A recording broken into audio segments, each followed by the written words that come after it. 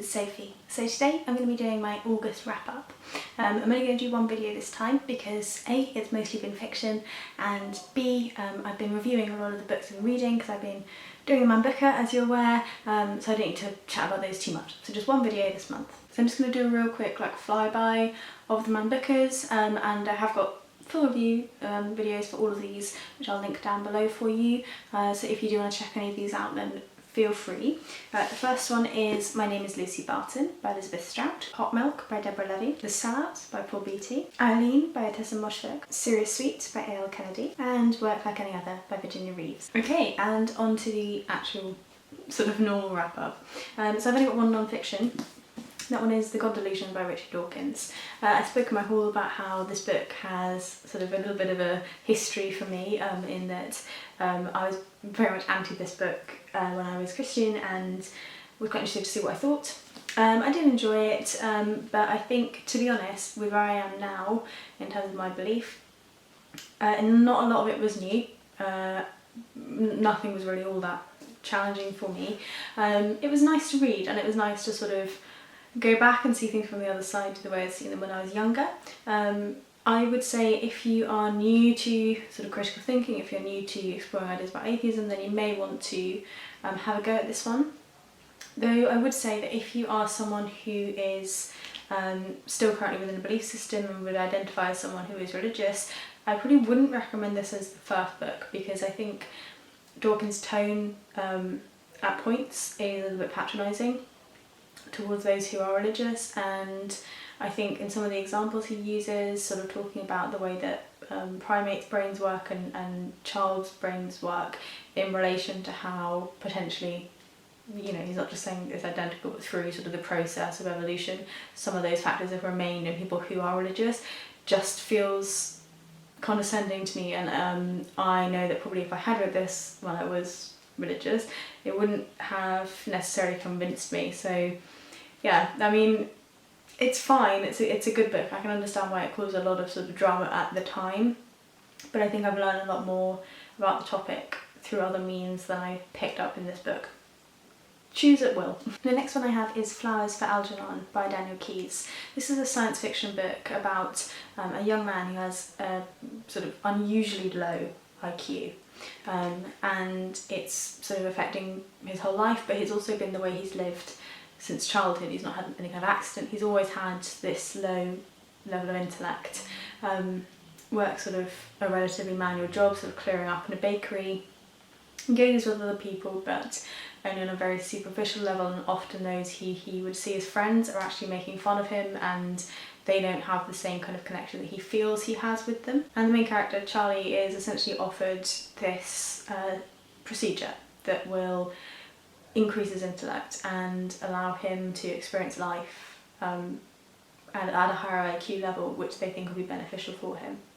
And Algeron, who obviously is on the cover, is a mouse who's had this sort of study done to him, and they've seen higher levels of sort of retention of facts, puzzle solving, all those sorts of things. And we follow Charlie and we follow Algeron as things start to unwrap, and is successful to begin with, but what might happen later on, sort of if the experiment isn't running quite as how they want it to with Algeron.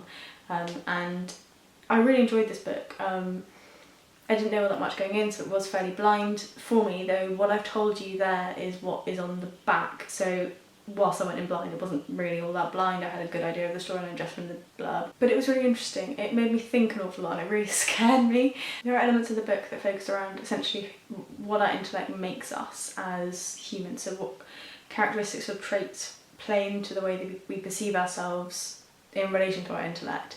And for me personally, sort of what I know is a great part of who I am, and elements of this book just really freaked me out. But I very much enjoyed it, and I normally don't read sci-fi, as you guys know, but I thought this one was really interesting. It doesn't have all of that sort of mega out there stuff that sci-fi normally, that's the element of sci-fi that puts me off, is I just can't really believe in it. I felt as though it was a believable storyline, an interesting topic to sort of go through.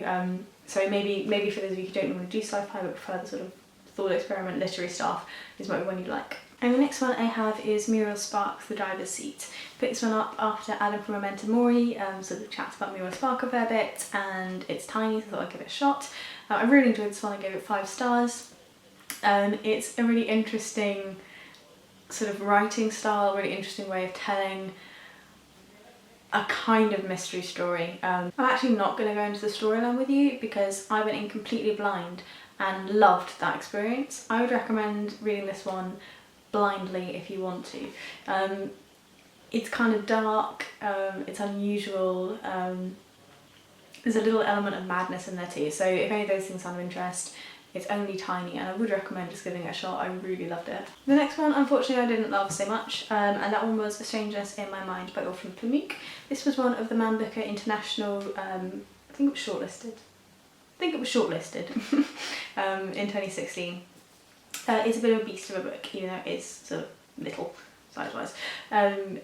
But I just found the entire thing really dull. I can see why lots of people would enjoy this. It's essentially a sort of epic family storyline about a young man who's sort of growing up in Turkey and making his living as a boza seller, which is a kind of like low alcohol level drink essentially, and it's all sort of about him just wandering the streets and about his sort of life and how it progresses in the relationships he has and building a family and the concepts of his own family. And I could see lots of things that people would like. I just didn't really feel as though I really cared for any of the characters the whole way through. I don't know why, I just felt a sort of slight distance from all of them. And to be honest, it was just because I wanted to have it read that I finished it. If I had borrowed it from a library, I would have returned it, but because I owned it, I thought I should. But I would say probably, even though it was relatively easy to read, probably from about this point on, I was just reading it to get it done. It's a tricky one because I don't want to say that I would actively recommend you don't buy this, because I can see that there are elements in there that a lot of people would love. That said, I didn't enjoy it. Find it out amongst yourselves. Yeah, it just wasn't one of the best ones I've read, and I think it was quite a lot of effort for what I got from it. And the next one I have is Happy Are the Happy by Yasmina Reza. This one I was very indifferent to, both when I was reading it and sort of afterwards. I didn't hate it, I didn't love it.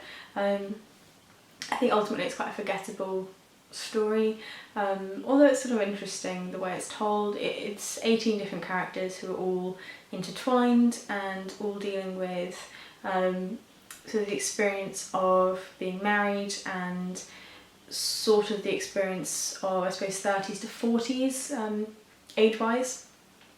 It was interesting in part. There were bits of it that I thought were sort of funny, but it sort of just washed over me really. I don't know whether it's because I haven't really had any of the experiences yet in my own life, so maybe it just felt a little bit empty for me. But yeah, just no real concise thoughts on this one, just a bit wishy-washy. And the next one I really did enjoy, and that is Judas by Amos Oz.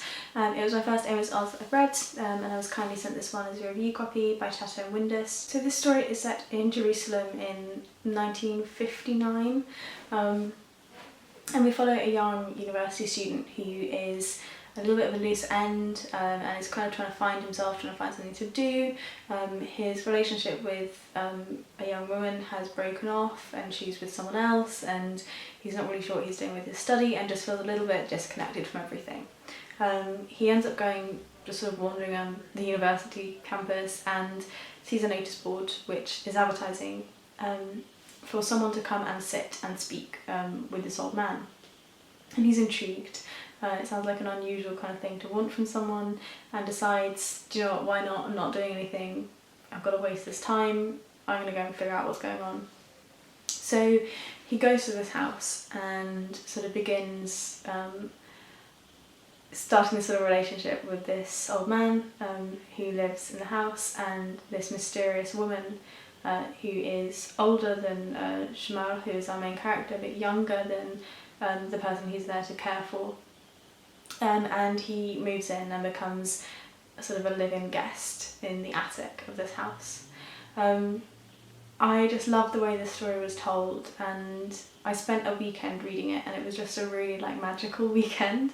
Sometimes I get this with books, I just kind of sink into their world, and I felt completely wrapped in Jerusalem when I was reading this. I just kind of felt like I knew them all. It was really nice. It's nothing too loud.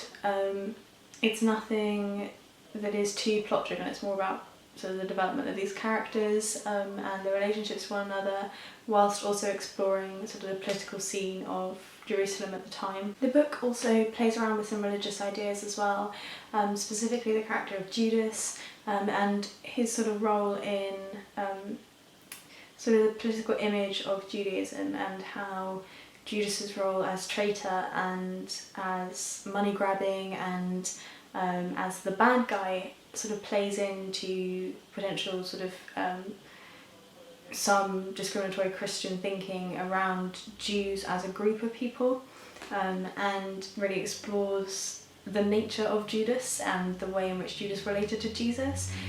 Because I used to be really into religion and all those sorts of things, and read a lot, even the sort of more apocryphal stuff. This was really interesting for me as a part of this larger story around that sort of self-development and relationship building. But I think it was just really lovely. I'm finding it really hard to express quite what it was I liked so much about it. But I think it's just so nice.